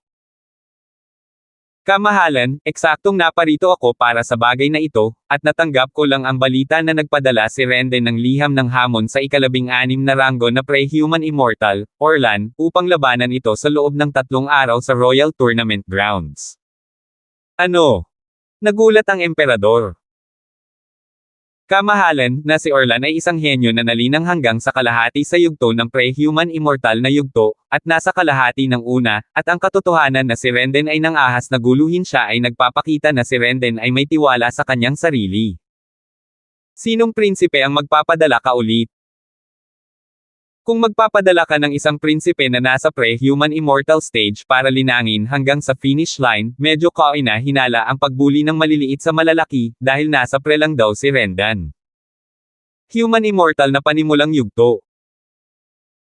Kung ang isa ay magpapadala ng isang Pre-Human Immortal na naglilinang sa kalahating yugto, kung gayon ang mga tao na si Renden ay maglalakas loob na hamanin ang pinakamalakas na kalahating yugto na Orlan. Dahil iyon ang kaso, tingnan natin kung kaya ba munang talunin ni Renden si Orlan, hindi ako naniniwala na ang isang taong napakasama sa kanyang nakaraang buhay ay magbabago ng malaki sa buhay na ito. Sa isang lugar sa harem ng palasyo. Prinsesa, napakalaking balita. Dumating ang isang dalaga sa palasyo sa harap ng isang prinsesa na parehong maganda at matalino. Anong mega news? Tungkol kay Rendan. Ngumuso si Prinsesa Megan, alam ko na, wala talagang silbi si Yuncheng, binugbog niya siya sa kalye, nakakahiya sa aking maharlikang pamilya. Sinabi ng alilang iyon sa palasyo, Prinsesa, hindi sinasabi ng aliping babae ang bagay na ito. Kung gayon ano ito? Nakakuha lang ng balita, naglabas si Renden ng hamon kay Orlan, makalipas ang 3 araw, sa arena ng Royal Tournament para sa isang showdown, gustong palitan ni Renden ang ranking ni Orlan sa Pre-Human Immortal Stage. Ano? Renden saan siya nakakuha ng kumpiyansa para hamanin si Orlan? Nagulat si Prinsesa Megan. Nagtataka din ako, matagal na siyang reincarnated, hindi siya naghanap kung saan makakahanap ng magandang babae, pero nagkaroon siya ng brain fever para hamanin si Orlan. Tingnan natin kung paano siya pinatay ni Orlan, pumayag ang imperyo na ang taong nagkukusa na hamanin ang ibang tao, kapag natalo sila, maaaring patayin sila ng kabilang partido. Ngayon alam na ng buong lungsod ang tungkol dito. How ignorante. 1988. Si Lance ay palaging nasa bahay, at tungkol sa mga chismis at chismis sa labas, si Lance ay walang pakialam. Kung tinatawag man siyang patay o tinatawag siyang baliw, hindi ito pinansin. Dumating ang 3 araw sa isang kisap mata. Maagang umaga, nagtungo sa Royal Tournament Grounds sina Lance, Teddy, ang kanyang madrasta, at marami sa kanyang mga katulong, kabilang ang kasambahay ng tirahan ng Zabel. Ang Royal Martial Arena ay hindi lamang maaaring gamitin ng maharlikang pamilya, magagamit ito ng lahat, at ang lokasyon ay hindi sa loob ng palasyo, pinangalanan lamang itong Royal Martial Arena. Dahil ang bagay na ito ay naging sensasyon na sa buong lungsod, kaya nang dumating si Lance sa Royal Martial Arena, ang lugar ay puno na ng mga tao. Patayin si Rendan. Rapist Rendan. Nakakatalo sa sarili, patayin mo siya. Basura. Nang pumasok si Lance sa arena ng torneo, maraming tao ang sumigaw, hindi inaasahan ni Lance na sa kanyang nakaraang buhay, napakahirap ng kanyang kasikatan sa mata ng mga mamamayan ng Yanloxian City. Sinabi ni Teddy, huwag mong pansinin ang maliliit na umutot na ito, ang maliliit na umutot na ito, maglakas loob lamang na maglabas ng ilang salita sa ganitong uri ng pampublikong lugar kapag maraming tao, kung makatagpo mo silang mag-isa, sila ay gumagapang muli sa iyong paanan na parang apo. Sinabi ni Lance, syempre, wala akong pakialam sa kung ano ang iniisip ng mga tao sa akin, iyon ay sa nakaraang buhay. Tumingin si Lance sa tuktok ng podium sa arena ng paligsahan, kung saan ang mga taong may natatanging katayuan lamang ang maaaring maupo, at ang mga ordinaryong mamamayan ay hindi pinapayagan sa podium. Sa sandaling ito, ang podium ay walang laman. Alam ng lahat na tiyak na darating ang royalty, maliban sa mga emperador at iba pang malalaking antas. Lumingon si Lance sa mga tao at hindi nakita si Orlan sa karamihan, o kung saan siya pupunta. Nang malapit na ang oras, pumunta si Lance sa ring. Maya-maya, isang sigaw ang sumigaw, Prinsesa Megan, dumating na si Prinsipe Yunyan. Ang lahat ay tumingin, mula sa direksyon ng palasyo, lumipad ang isang grupo ng mga tao, na ang pinakamabigat ay isang maganda at marangal na babae na may isang prinsipe sa kanyang tabi. Nakita muli ni Lance si Prinsesa Megan sa buhay na ito, ang kanyang puso ay medyo pabago-bago, ito ay pagkatapos ng lahat ng babaeng crush niya sa kanyang nakaraang buhay. Napakaganda talaga nito, na may hindi maihahambing na slim figure, kasama ang mahinang pakiramdam ng pagiging maharlika sa kanyang katawan, na nagbibigay sa mga tao ng matinding pagnanais na manakop, na parang sinumang lalaking tumitingin dito, ay gustong sakupin ang babaeng ito sa ilalim niya. Sa pagkakataong ito, ang lahat ng mga mamamayan ay hindi kailangang yumuko, at ang lahat ng Megan Princess at Yunyan Prince ay hindi yumuko pagdating nila. Umupo si Prinsesa Megan sa podium at umupo kasama si Prinsipe Yunyan. Ang Prinsipe Yunyan, ay isang henyong prinsipe, nasa gitna na siya ng human immortal, syempre, hindi ang pinakahenyo na prinsipe, sumama si Megan kay Yunyan dahil pinanganak sila sa iisang matriarch. Mas bata pa si Megan kaysa kay Yunyan, kaya ang immortal fate ni Megan, si Yuan ay mas malakas kaysa kay Yunyan. Naupo si Yunyan at nahihiyang tumawa, ang Renden na iyon, hindi ko alam kung mamamatay siya dito ngayon, itong anak na babae, gusto ko siyang patayin sa dati kong buhay, kung hindi ko itinuring iyon si tatay ay isang opisyal ng unang klase, papatayin ko sana siya. Mamatay man siya o hindi, wala itong kinalaman sa atin, manood ka na lang. Pagkatapos noon, dumami ang mga prinsipe at prinsesa. Gayunpaman, ang ilan sa mga prinsesa na sumunod sa kanila ay wala pang 1/10 ng hitsura ni Meghan, at kahit na may mga baluktot na paglaki. At ang mga prinsipe, na sumunod, ay hindi partikular na henyo. Sa palagay ko ay walang pakialam ang mas henyong mga prinsipe na iyon na manood ng ganitong uri ng torneo, kung tutuusin, na si Orlan ay nasa ika-16 na ranggo lamang sa pre-human immortal ranking, at kung gaano kahirap si Lance. Tiningnan ni Lance ang oras, malapit na ang oras. Tumalon si Lance at lumipad papunta sa ring. Nang lumipad si Lance sa ring, ang buong arena ay umabot sa putok na punto, ang buong arena ay umungal, ngunit sa halip na isang mainit na pagtanggap, nagkaroon ng pagsabog ng kahihiyan at paghikbi, at ang wikang sumisigaw na si Renden ay tiyak na papatayin. Hindi ito pinansin ni Lance, ngunit nakatayo sa ring na may malungkot na tingin. Tumayo si Lance saglit, lumabas din si Orlan at lumipad sa ring. Nang lumipad si Orlan sa ring, ang buong arena ay umungal din, ngunit ito ay isang dagandong ng tagay. Sumigaw si Lola Hunan, tahimik kayong lahat. Maya-maya, tumahimik ang buong arena. Itinuro ni Lu Hunan si Lance at sinabing, Renden, ngayon, mamamatay ka. Sinabi ni Lance, oo. Renden, dapat mong malaman na ang Empire ay sumang-ayon na ang naghahaman, kung siya ay matalo, ang hinamon ay maaaring patayin sa lugar. Oo, naiintindihan ko. Renden, kung maglakas loob kang bastyusin ako, dahan-dahan kitang pahihirapan hanggang mamatay. Sinabi ni Lance, para sa akin, ito ay hindi isang insulto, ngunit isang kapalit, ikaw ang pinakamalakas na pre-human immortal hanggang sa kalahating paglilinang, habang ako ay pre-human immortal pa rin para magsimula, kaya, sa mga tuntunin ng paglilinang, ako ay isang hakbang sa likod mo, ngunit, ako, si Zabel, ay hindi nais na hamanin ang parehong pre-human immortal na magsimula bilang sa akin. Ayokong magsabi ng anumang bagay na walang kaparerekon, Orlan, ngayon gusto ko lang mapatay sa pamamagitan mo, o, pinahihirapan kita, hindi kita kayang patayin, kaya ako ang magpapasama sa iyo. Punong-puno ng kalokohan ang bibig. Galit na galit si Orlan. Marami ring tao sa pinangyarihan ang naghiyawan hanggang sa mamatay. Biglang kumilos si Hunanbo at nag-spell. Thousand Army.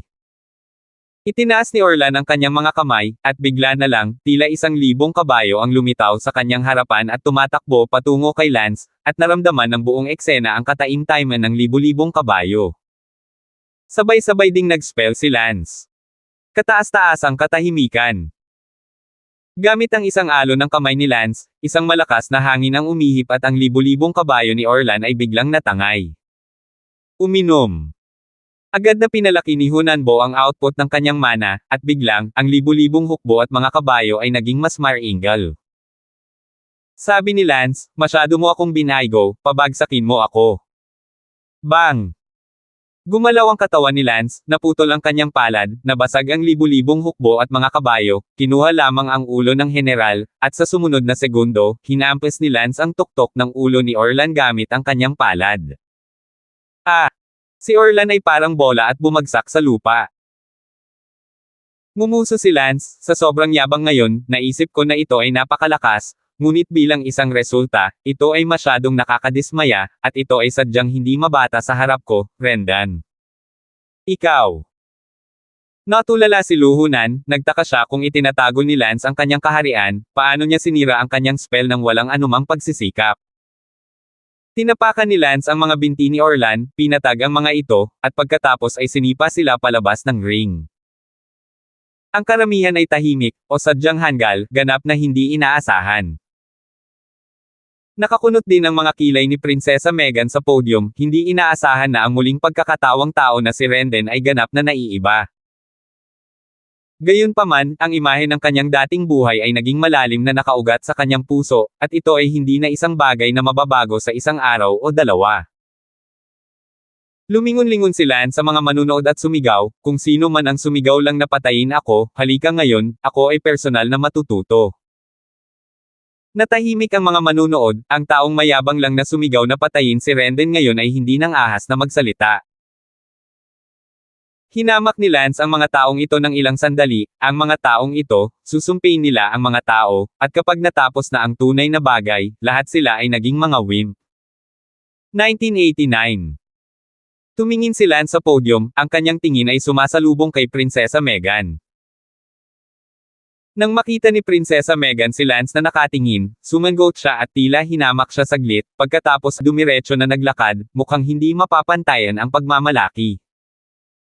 Tinalo lang ni Lance ang isang lola who, imposibleng ibalik ang kanyang impresyon kay Lance, at kahit na gawin niya, hindi sapat na pag-usapan ang anumang pagkagusto kay Lance. Tumingin si Lance kay Prinsesa Meghan na lumipad palayo, alam niya na kahit na pumasok si Lance sa nangungunang tatlo sa listahan ng henyo sa oras na ito, hindi siya pipiliin ni Prinsesa Meghan bilang kanyang lalaki. Sa kabutihang palad, mayroon pang hindi bababa sa 50 taon na natitira para baguhin ni Lance ang kanyang opinyon sa kanyang isip. Pagkatapos noon, umalis si Lance sa Royal Tournament Grounds at dumiretso sa bahay. Ang balita na si Lance ay naging pang-16 sa listahan ng Pre-Human Immortal Henyo na kumalat sa buong lungsod sa loob ng wala pang kalahating araw, at lahat ay lubhang hindi makapaniwala na ang isang taong napakasama sa kanyang nakaraang buhay ay napakahenyo pagkatapos ng kanyang reinkarnasyon. Siyempre, ang mga taong kinasusuklaman si Lance ay naiinis pa rin, anuman ang mga tagumpay na nakuha ni Lance.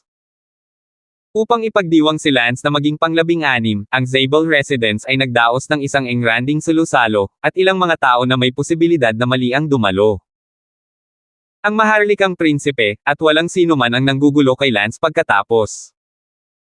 Kamusta, paano natutunan ang Immortal Machine Spitting Method?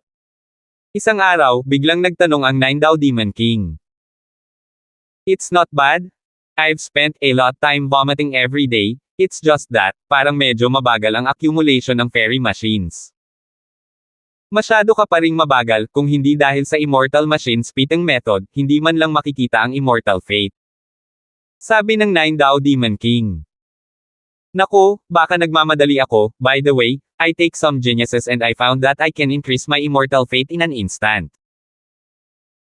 Ito ay syempre, lahat ng kumukuha ng immortal na damo ay maaaring tumaas ang kanilang immortal na kapalaran, kahit na hindi mo natutunan ang Immortal Machine Spitting Method. Ang Immortal Machine Spitting Method ay nagpapahintulot lamang sa iyo na makaipon ng mga immortal na makina kung wala kang anumang walang kamatayang damo. Senior Demon King, kung mayroon akong immortal na damo at iba pa, maaari ba akong lumaki ng mas mabilis? Kalokohan yan, sayang lang hindi ganoon kadaling makuha ang mga immortal na damo, immortal na table task, at iba pa. Immortal pills ay.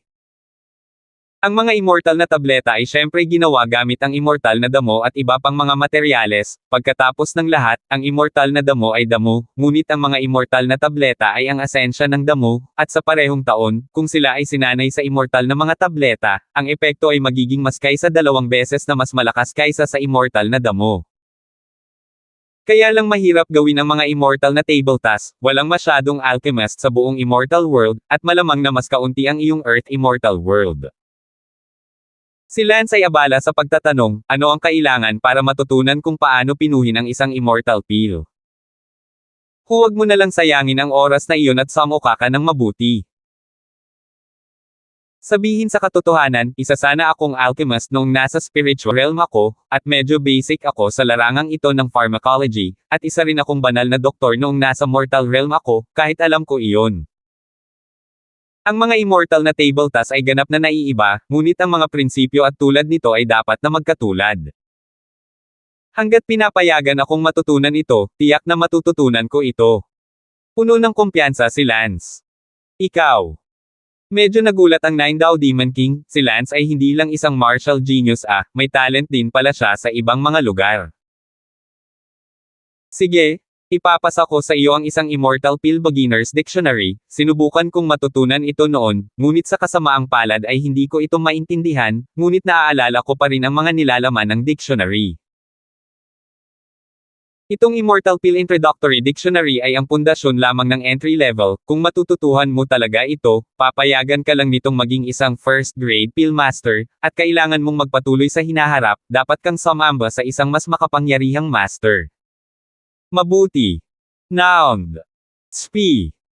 Pagkatapos nito, agad na ipinasa ng Nine Dao Demon King kay Lance ang Immortal Pill Primer na alam niya. Agad itong sinimulan ni Lance na pag-aralan ito.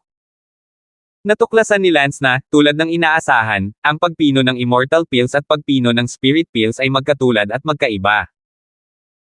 Ang pagkakaiba lang ay ang pagpino ng mga immortal na table task ay nangangailangan ng mataas na antas ng apoy, at ang isa ay dapat gumamit ng higit sa isang totoong apoy upang magtagumpay. Gayunpaman, hindi mahirap na makabisado ang One True Fire, kaya matuto ng spell na ilalabas isang tunay na apoy. Siyempre, habang tumataas ang mga kinakailangan ng Immortal Pill, ang isang tunay na apoy ay dapat ding tumaas, halimbawa, ang 2 tunay na apoy at ang 3 tunay na apoy. Si Lance ay parang isang kayamanan. Bakit? Dahil, kamangha-mangha ang mga immortal na table task, halimbawa, kapag gumagamit ng mga immortal na damo na milyon-milyong taong gulang, ang epekto ay maaaring katumbas ng milyon-milyong taong gulang kapag ang mga ito ay pino. Dapat kong matutunan kung paano pinuhin ang Immortal Pills, para sa hinaharap at sa kasalukuyan, ito ay magiging lubhang kapaki-pakinabang. Gayunpaman, kailangan munang matutunan ni Lance ang True Fire Spell. Senior Demon King. Senior Demon King. Walang tugon, tila, si Lance ay makakatawag lamang ng pasibo. Pinuntahan ni Lance si Teddy. Rendan, ano ang hinahanap mo sa akin? Ngumiti si Teddy, dahil natalo ni Lance si Lola Hu, ang katayuan ni Teddy sa korte ay bumuti ng husto, kaya maganda ang kanyang kalooban. Kung ang ranking ni Lance maaaring mas mataas, magiging mas masaya. Panginoon Ama, isang bagay ang nais kong itanong sa iyo, mayroon ka bang mga sekretong spell tungkol sa tunay na apoy? Gusto mong matuto ng totoong fire magic? Oo. Rendan, Earth Immortal Realm? Marami? Iba't ibang uri ng spell? Ngunit, mayroon ding mataas at mababang spell, totoong fire spell, sa totoo lang, nabibilang sa mas malalakas na spell, o rarer spells, dahil ang totoong fire attack ay single, ngunit ang mga ito ay nakakaubos ng oras upang linangin, kadalasan ang mga tao lamang na nagpino ng Immortal Pills, ang matututo ng mga totoong fire spell. Pare, huwag ka nang magsalita, sabihin mo lang kung saan may totoong fire spells. Sa ating Yunluo Immortal Kingdom, natatakot ako na ang Royal Collection lang ang available, dapat mong malaman na ang Royal Collection ay mapupuntahan lamang ng Royal Descendants, at bawat Royal Descendant, pagkatapos maglinang sa Immortal Realm, ay maaaring pumunta at pumili ng spell na bagay sa kanila. Imposibleng makapasok tayo. Kung ganoon, hindi ba't medyo magulo iyon? Walang nakasimangot si Lance. Sinabi ni Lance, Panginoon Ama, mayroon ka pa bang immortal grass sa iyo? Rendan, wala talaga akong pake.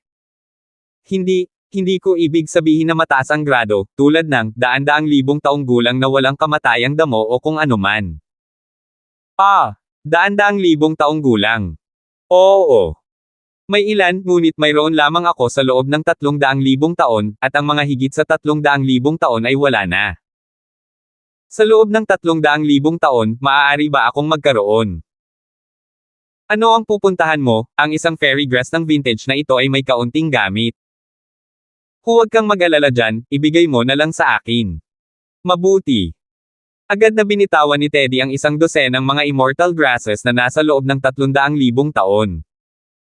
Pagkatapos kunin ni Lance ang walang kamatayang damo, agad siyang umalis sa tirahan ng Zabel. 1990.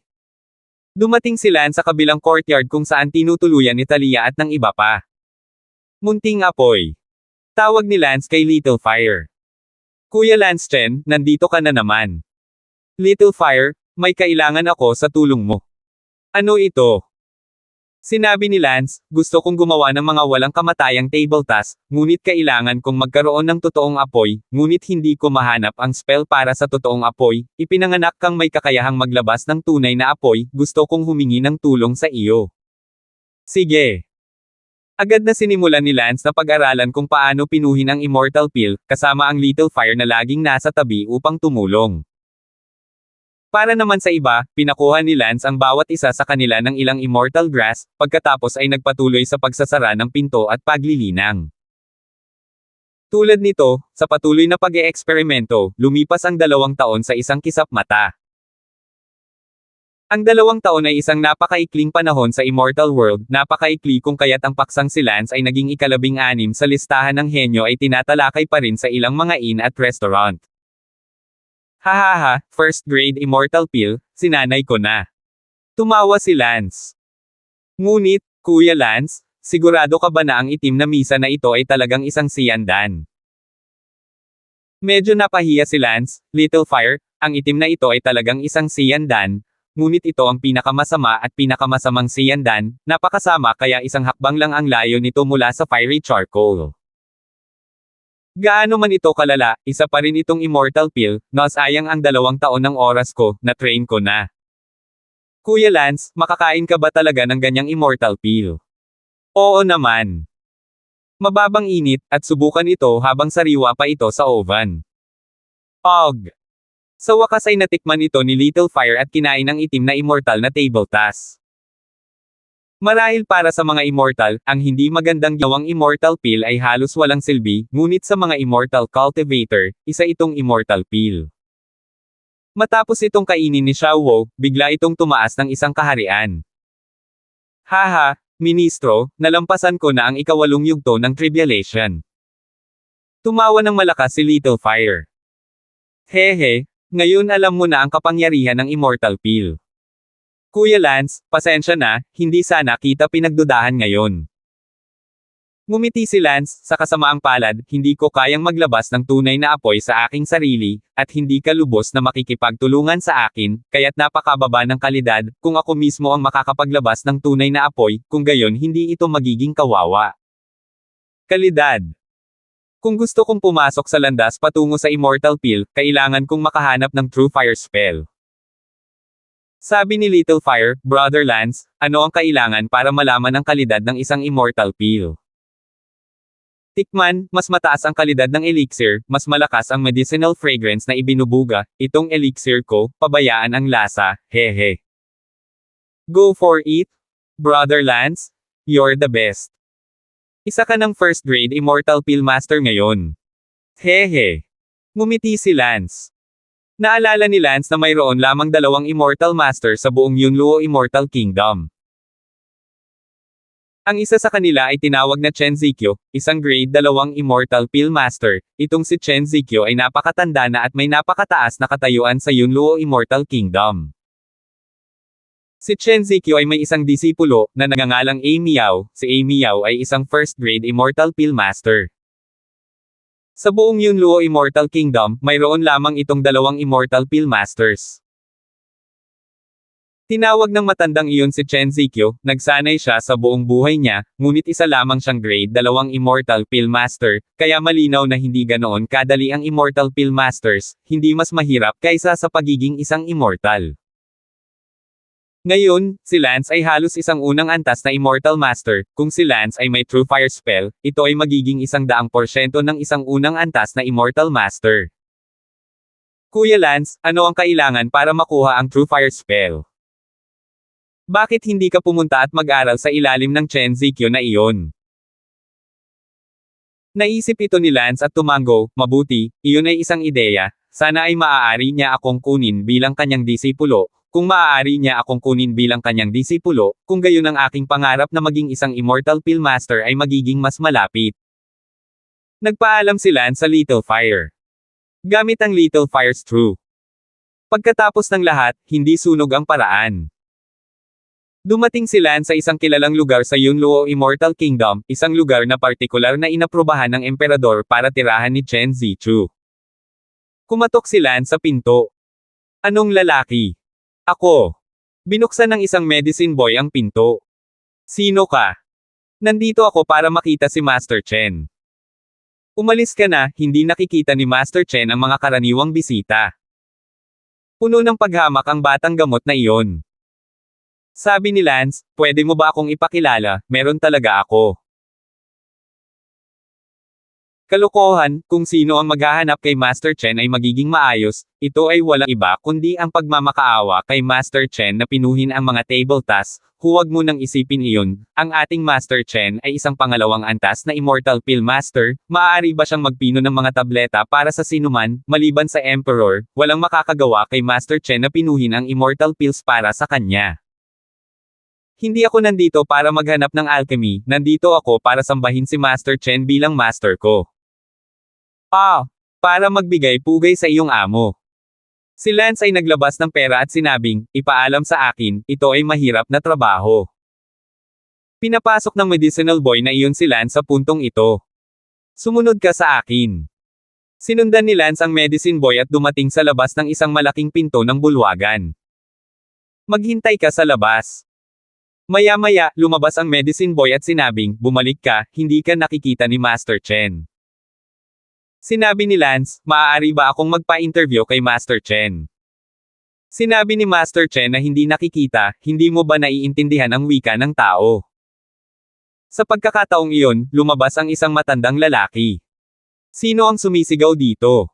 Galit na galit ang matandang iyon. Master Chen, ito ang lalaking gustong makita at sambahin ka bilang kanyang Panginoon. Abala ang medicine boy sa sinasabi. Agad na nagmakaawa si Lance, Master Chen, ang pangalan ko ay Renden, gusto kitang sambahin bilang aking Panginoon, mangyaring kunin ako. Ngumuso si Master Chen, anong maliit na pusa o tuta ang nang-ahas na lumapit at sambahin ako? Master Chen, para sabihin sa iyo ang totoo, ako ay may talento sa alchemy, ako mismo ay nag-aral ng mag-isa noon, at ako ay nagpino pa ng pinakamasamang grade 1 na Immortal Pill. Maligaw ka. Hindi nakinig si Master Chen, sadyang hindi naniniwala na ang pag-aaral sa sarili ay maaaring magsanay sa isang first grade na Immortal Pill. Maliban kung siya ay isang Pill Master na muling ipinanganak. Master Chen, kung tatanggapin mo ako bilang iyong disipulo ngayon, ginagarantiya ko na tiyak na uunlad ka sa kanyang panahon. Sabi ni Lance. Umalis ka na dito ngayon din, o magsusumbong ako sa kanyang kamahalan at lipulin ang iyong buong pamilya, huwag mong isipin na nambobola ako, dapat mong malaman, ang katayuan ng aking Chen Zikyo sa Yunluo Immortal Kingdom. Fine, Chen Zikyo, naiintindihan ko. Tumalikod si Lance at umalis. Bago gumawa ng ilang hakbang si Lance, nakita niya sa labas, pumasok si Prinsesa Megan at isang binata. Sinabi rin ng Cloud Dream Princess na iyon sa ilalim ng kanyang hininga, kailangan kong hingin kay Master Milton ang aking UG Pill. Haha, Prinsesa Megan, huwag kang mag-alala, gagawin kitang Jade Concubine Pill sa unang pagkakataon. Nabangga ni Lance ang dalawang ito. Nagulat si Prinsesa Megan nang makita niya si Lance, bakit ka nandito? Yumuko si Lance bilang paggalang, pagbati sa prinsesa.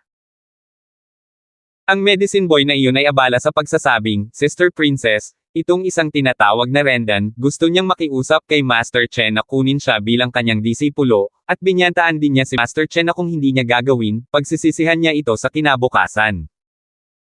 Tinitigan pabalik ni Lance ang medicine boy na iyon, nasabi ko na ba yan?